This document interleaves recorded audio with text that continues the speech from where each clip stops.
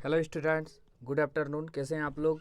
आपकी तैयारी कैसे चल रहा है? आज हम आपको इकोनॉमिक्स का प्रोजेक्ट परख जो है उड़ान, उसका सब्जेक्टिव क्वेश्चन कराएंगे जो आपके एग्जाम के लिए बहुत ही महत्वपूर्ण है।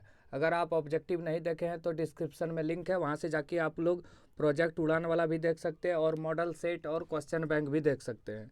इतना करने के बाद आपका तैयारी परिपूर्ण हो जाएगी। चलिए शुरू करते हैं। अब पहला क्वेश्चन है अर्थव्यवस्था की केंद्रीय समस्या। चलिए अब हम आंसर सीधे बताते हैं, हम क्वेश्चन बता देंगे अपने से आपको। चलिए यहाँ से शुरू है। अर्थशास्त्र की केंद्रीय समस्या क्या है? तो अर्थशास्त्र की 3 केंद्रीय समस्या होती है, लेकिन 2 लिखने बोला है। तो किस वस्तु का उत्पादन किया जाए, कैसे किया जाए और कितनी मात्रा में किया जाए, यह है अर्थशास्त्र की केंद्रीय समस्या। कैसे उत्पादन किया जाए, किस वस्तु का उत्पादन किया जाए और कितनी मात्रा में किया जाए। चलिए अब अगला क्वेश्चन क्या है? सीमांत उपयोगिता क्या है? मतलब सीमांत उपयोगिता से आप क्या समझते हैं? तो क्या होगा? किसी वस्तु की एक अतिरिक्त इकाई का उपयोग करने से कुल उपयोगिता में जो वृद्धि होती है उसको बोलते हैं सीमांत उपयोगिता। मतलब MUN बराबर TUN माइनस TUN माइनस 1, इसका फॉर्मूला है। अगला 33 नंबर क्वेश्चन पे चलते हैं। कीमत रेखा क्या है? कीमत रेखा क्या है? कीमत रेखा एक फर्म के मांग वक्र को दर्शाता है। वह बाजार कीमत तथा एक फर्म के उत्पादन मात्रा के बीच संबंध को दर्शाता है।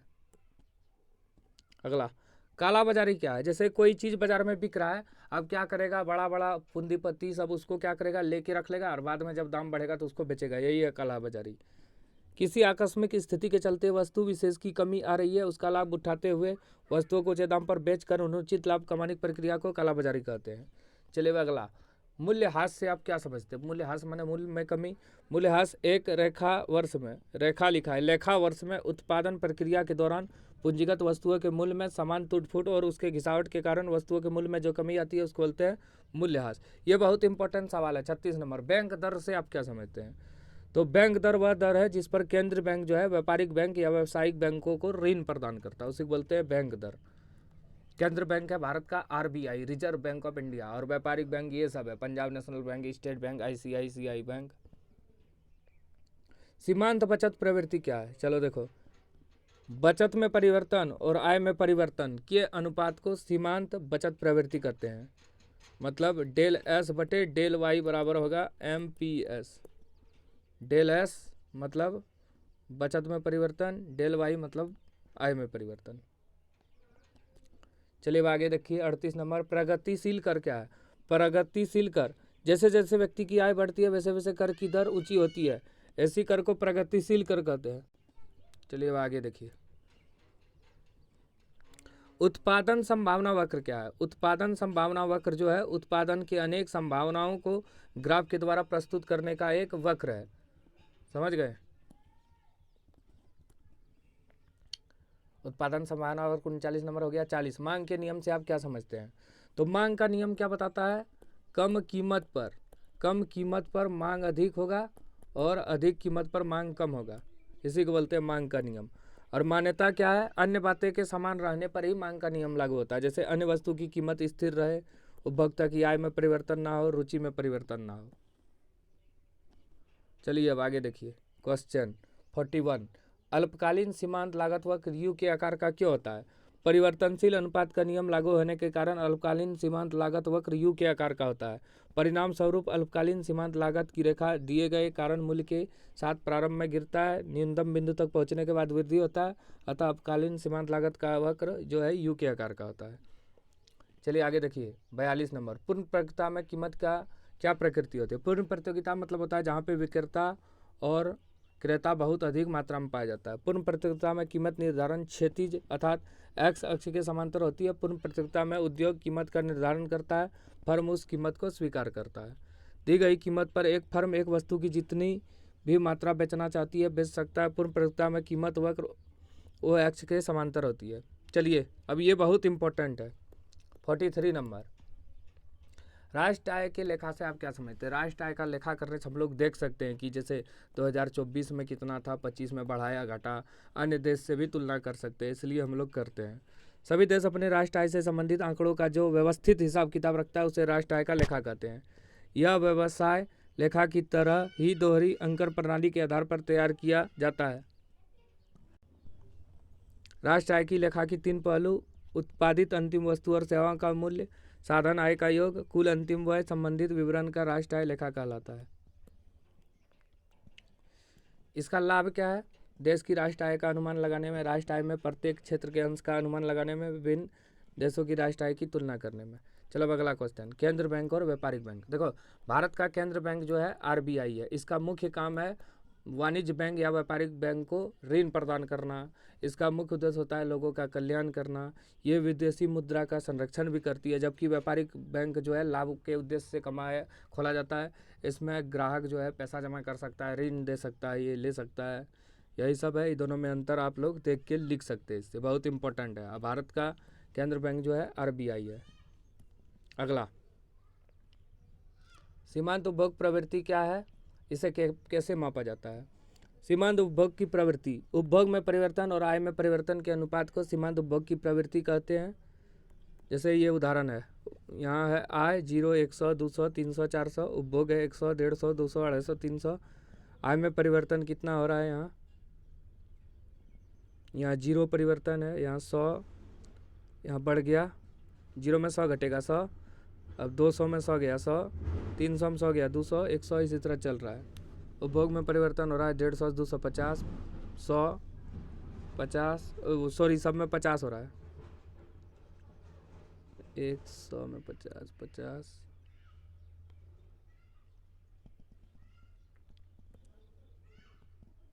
ये कैसे निकालते हैं? 100 को 50, 50 से 100 को भाग दो, फिर 50 से 100, सबको उतने आएगा। ये बहुत इंपॉर्टेंट है। प्रत्यक्ष कर और अप्रत्यक्ष कर में क्या अंतर है? प्रत्यक्ष कर उसी व्यक्ति पे लगाया जाता है और उसी को इसका भार उठाना पड़ता है। जिस व्यक्ति पे लगाया जाता है उसी को उसका भार लगाना पड़ता है, जबकि अप्रत्यक्ष कर को जो है लोग टाल सकते हैं और दूसरे व्यक्ति पर भी थोप सकते हैं। प्रत्यक्ष कर अनिवार्य भुगतान है और अप्रत्यक्ष कर अनिवार्य भुगतान नहीं है। अगर किसी वस्तु को हम लोग नहीं खरीदेंगे, टैक्स नहीं देना पड़ेगा। प्रत्यक्ष कर का उदाहरण है आयकर, निगम कर। अप्रत्यक्ष कर का उदाहरण है उत्पाद शुल्क, सीमा शुल्क। अन्य बातों के समान रहने पर परिवर्तनशील अनुपात का नियम यह बतलाता है कि अन्य साधन को स्थिर रखकर एक साधन में निरंतर वृद्धि किया जाए तो उत्पादन एक सीमा के पश्चात क्या होगा? घटने लगता है। मतलब देखिए, उत्पादन के लिए 2 साधनों की ज़रूरत होती है, एक स्थिर साधन और एक परिवर्तनशील साधन। अगर हम सिर्फ परिवर्तनशील साधन को ही बदलेंगे, स्थिर साधन को नहीं बदलेंगे, तो एक समय के बाद उत्पादन जो है नहीं बढ़ेगा। यही है। चलो, मांग की लोच निकालना है। क्वेश्चन है, पहले 8, फिर 6, फिर 32 से हो गया 42। तो मांग की लोच बराबर मांग में प्रतिशत परिवर्तन बटे कीमत में परिवर्तन। ये है सूत्र, del Q by del P. Del Q क्या हो रहा है? ये परिवर्तन हो रहा है 42 माइनस 32, और डेल पी कीमत में परिवर्तन, पहले का प्राइस बटे पहले की मात्रा, 10 बटे -2, यहाँ माइनस में सूत्र पहले से रहता है, गुना 8 बटे 32, 8 चौक 32, 4 कटेगा 5 बार में, 5 बटे 4, 1.25, माइनस माइनस प्लस हो जाएगा। चलिए 49 नंबर, एकाधिकार बाजार में मूल्य निर्धारण कैसे होता है? एकाधिकार बाजार की वह स्थिति है जिसमें किसी वस्तु या सेवा का एकमात्र उत्पादक होता है। मतलब वस्तु को बनाने वाला और बेचने वाला सिर्फ एक विक्रेता होती है, जबकि और इसमें खरीदने वाला बहुत अधिक, और इस पर कीमत पर पूर्ण नियंत्रण होता है। आप लोग लिख सकते हैं। चलिए 50 नंबर क्वेश्चन है केंद्र बैंक। 50 नंबर क्वेश्चन क्या है? केंद्र बैंक।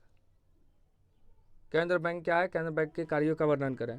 सभी देशों में विभिन्न बैंकों के शीर्ष स्थान पर एक बैंक होता है, उसी को बोलते हैं केंद्र बैंक। ये सरकार का बैंक होता है, बैंकों का बैंक होता है। भारत का केंद्र बैंक है आरबीआई, जिसकी स्थापना 1 अप्रैल 1935 में किया गया। अब वित्तीय वर्ष याद रखिए, 1 अप्रैल से अगले साल 31 मार्च के बीच की समय अवधि को एक वित्तीय वर्ष बोला जाता है। केंद्र बैंक का कार्य क्या है? कागजी नोट जारी करना, बैंकों का बैंक, सरकार का बैंक, साख प्रदान करना, विदेशी विनिमय कोष। चलिए अब एक क्वेश्चन है यहाँ पे 51 नंबर, यदि डेल वाई बराबर 1600, डेल आई बराबर 400, तो सीमांत उपभोग प्रवृत्ति क्या होगा?